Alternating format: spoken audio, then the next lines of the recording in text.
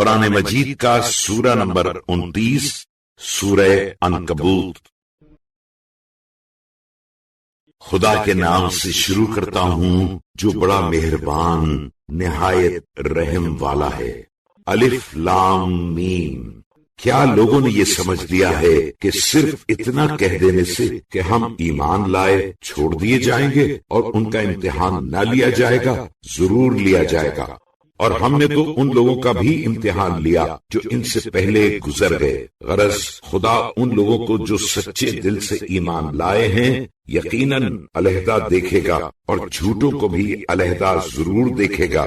کیا جو لوگ برے برے کام کرتے ہیں انہوں نے یہ سمجھ لیا ہے کہ وہ ہم سے بچ کر نکل جائیں گے؟ اگر ایسا ہے تو یہ لوگ کیا ہی برے حکم لگاتے ہیں۔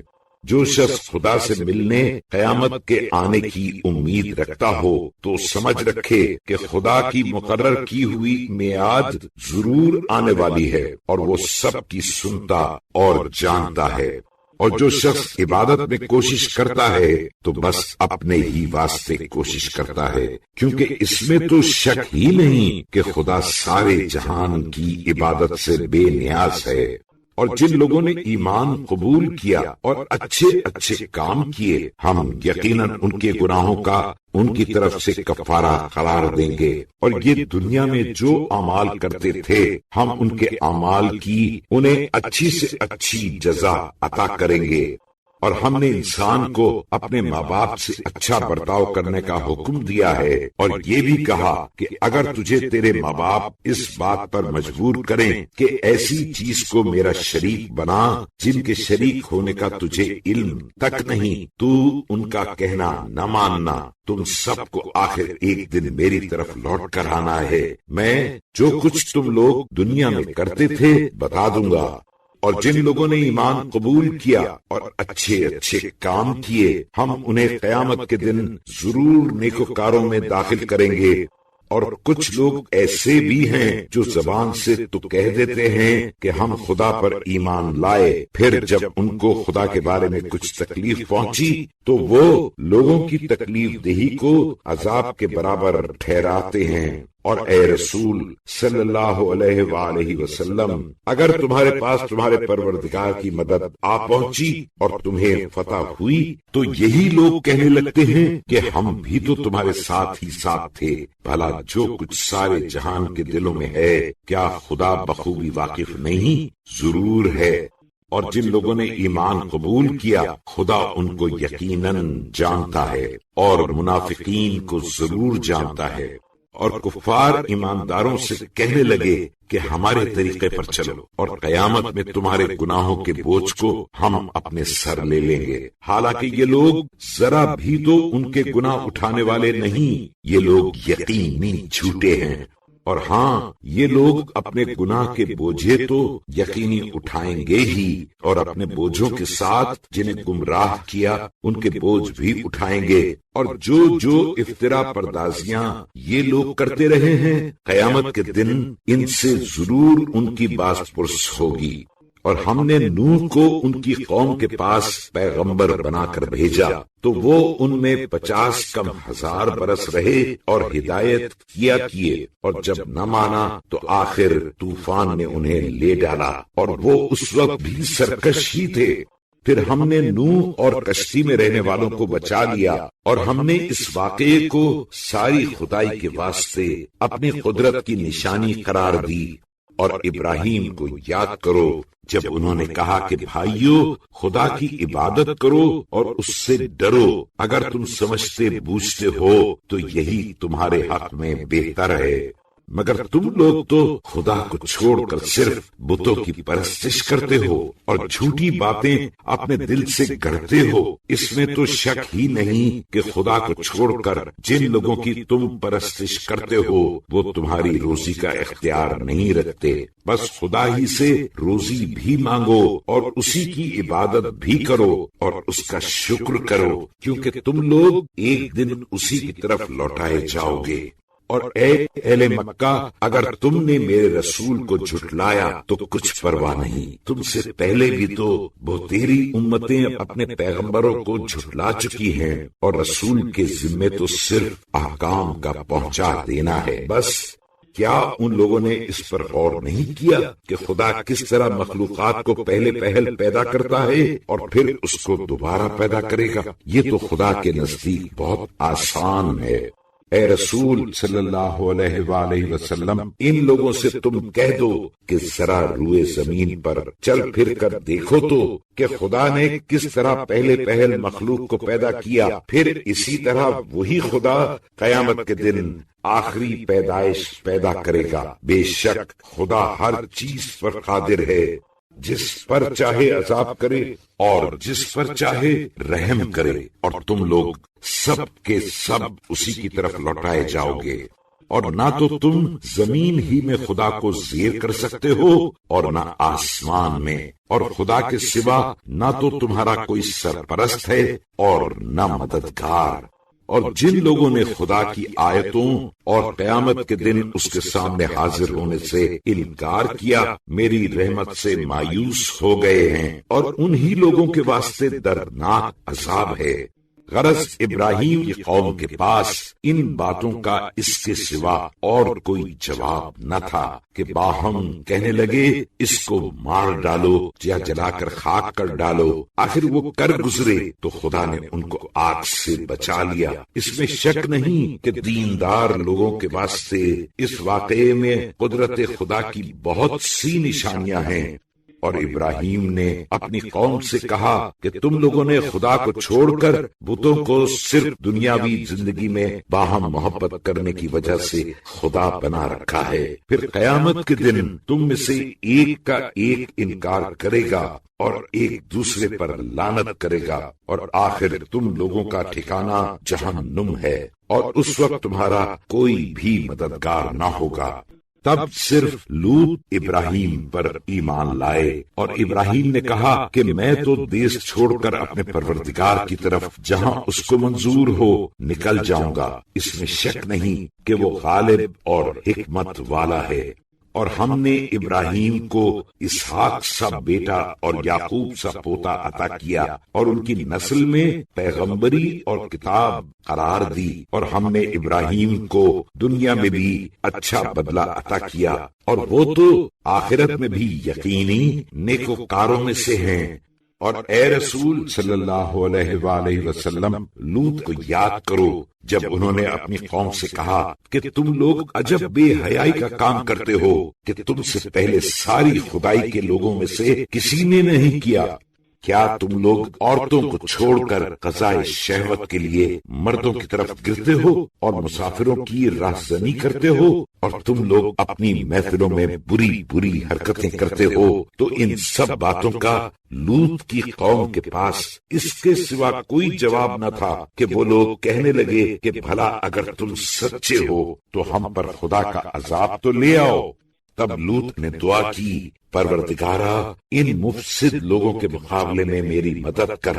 اس وقت عذاب کی تیاری ہوئی، اور جب ہمارے بھیجے ہوئے فرشتے ابراہیم کے پاس بڑھاپے میں بیٹے کی خوشخبری لے کر آئے تو ابراہیم سے بولے، ہم لوگ عنقریب اس گاؤں کے رہنے والوں کو ہلاک کرنے والے ہیں، کیونکہ اس بستی کے رہنے والے یقینی بڑے سرکش ہیں۔ یہ سن کر ابراہیم نے کہا کہ اس بستی میں لوط بھی ہیں۔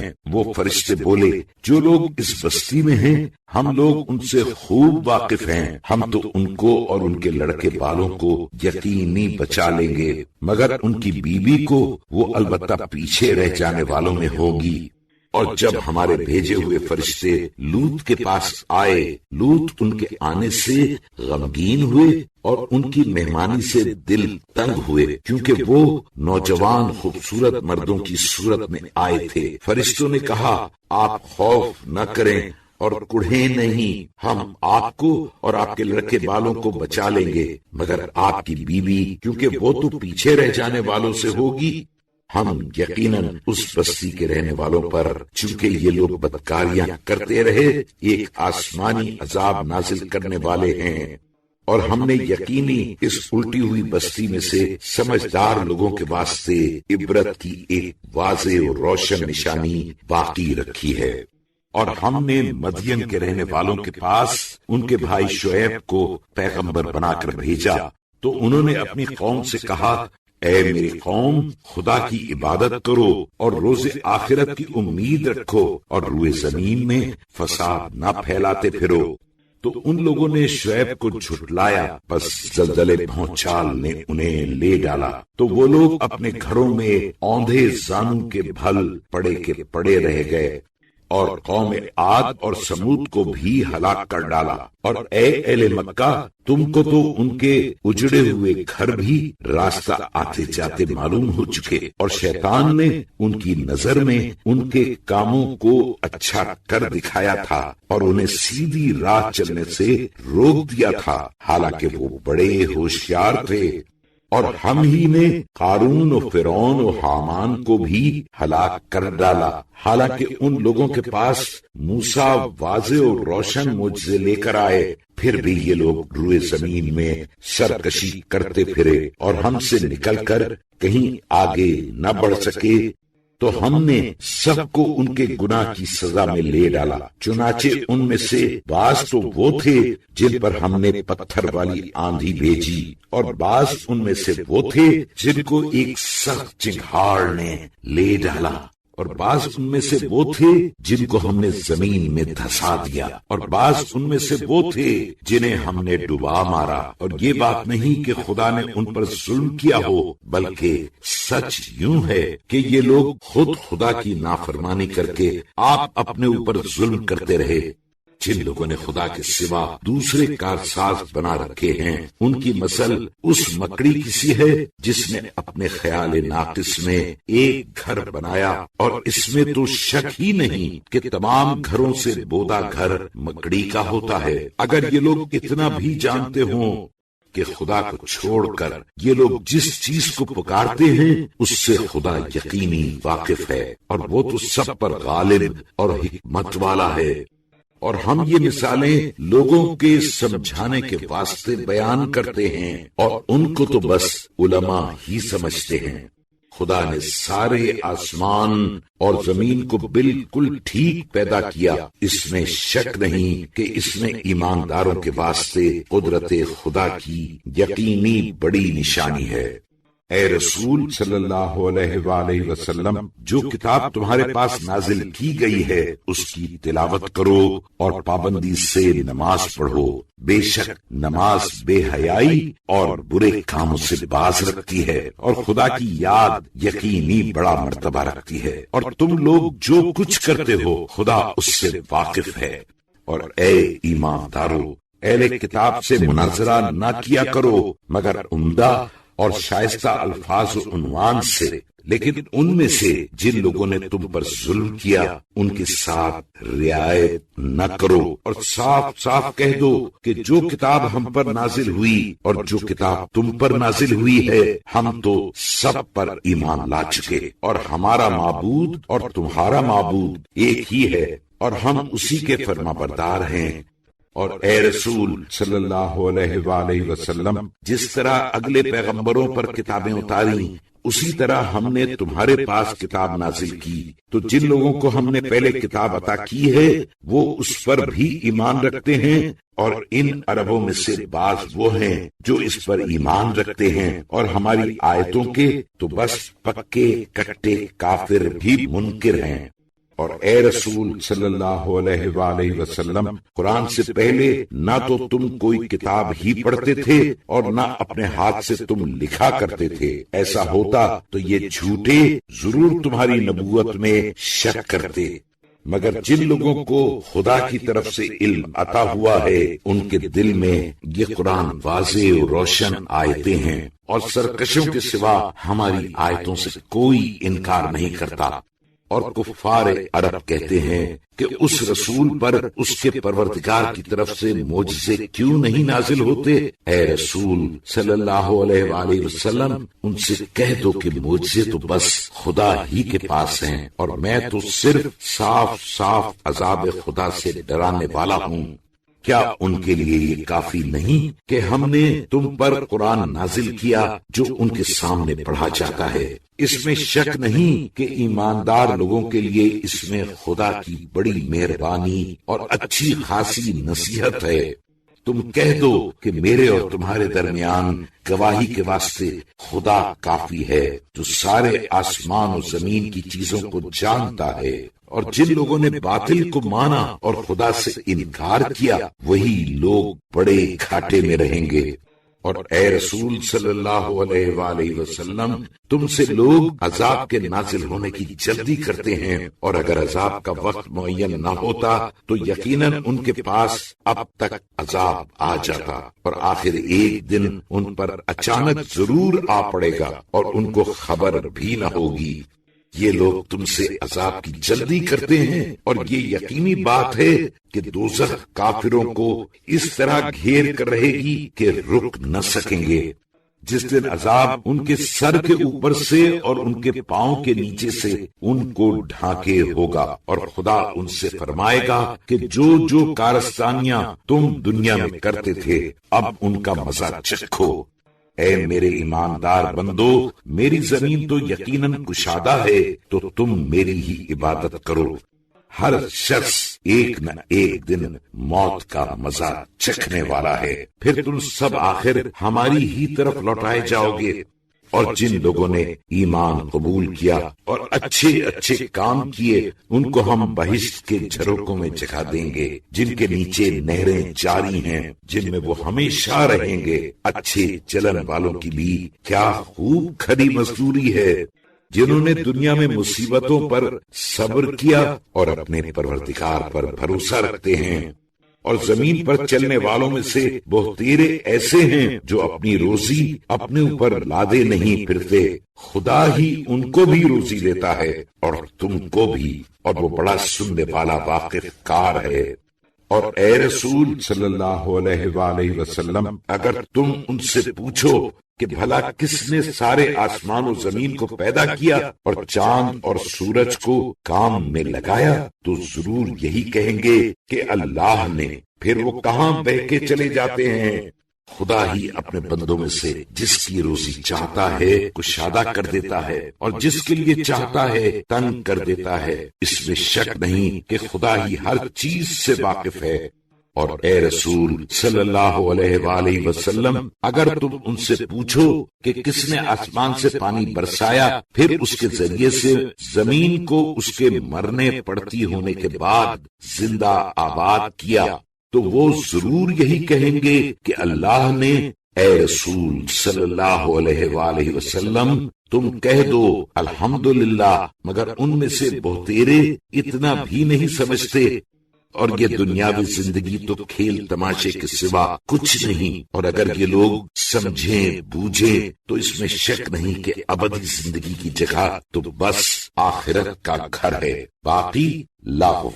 پھر جب یہ لوگ کشتی میں سوار ہوتے ہیں تو نہایت خلوص سے اسی کی عبادت کرنے والے بن کر خدا سے دعا کرتے ہیں، پھر جب انہیں خشکی میں پہنچا کر نجات دیتا ہے تو فوراً شرک کرنے لگتے ہیں، تاکہ جو نعمتیں ہم نے انہیں عطا کی ہیں ان کا انکار کر بیٹھیں، اور تاکہ دنیا میں خوب چین کر لیں، تو عنقریب ہی اس کا نتیجہ انہیں معلوم ہو جائے گا۔ کیا ان لوگوں نے اس پر بھی غور نہیں کیا کہ ہم نے حرم مکہ کو امن و اطمینان کی جگہ بنایا، حالانکہ ان کے گرد و نواح سے لوگ اچک لیے جاتے ہیں؟ تو کیا یہ لوگ جھوٹے معبودوں پر ایمان لاتے ہیں اور خدا کی نعمت کی ناشکری کرتے ہیں؟ اور جو شخص خدا پر جھوٹ بہتان باندھے یا جب اس کے پاس کوئی سچی بات آئے تو جھٹلا دے، اس سے بڑھ کر ظالم کون ہوگا؟ کیا ان کافروں کا ٹھکانہ جہنم میں نہیں ہے؟ ضرور ہے۔ اور جن لوگوں نے ہماری راہ میں جہاد کیا انہیں ہم ضرور اپنی راہ کی ہدایت کریں گے، اور اس میں شک نہیں کہ خدا نیکوکاروں کا ساتھی ہے۔